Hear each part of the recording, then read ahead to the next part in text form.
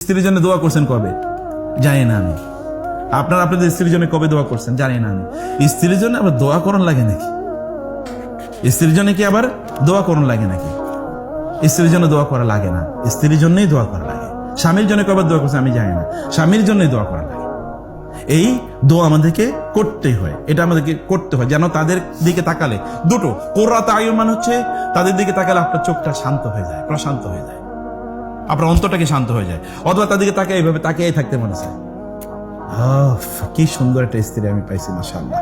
অথবা স্বামীর দিকে তাকিয়ে তার অন্তর প্রশান্ত হয়, অথবা দিকে তাকিয়ে থাকতে মনে হচ্ছে, ওহ আলহামদুলিল্লাহ আমার আল্লাহ তাআলা একটা ভালো স্বামী দিয়েছে।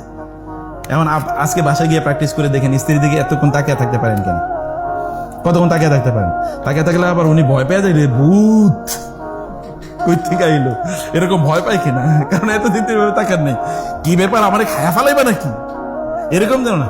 আসলে সত্যিকার অর্থে প্রশান্তির সাথে তাকিয়ে থাকতে পারেন কিনা, এটা রিলেশনটা এভাবে বিল্ড আপ করা দরকার, তাইলে আপনি ইবাদুর রহমান হতে পারবেন।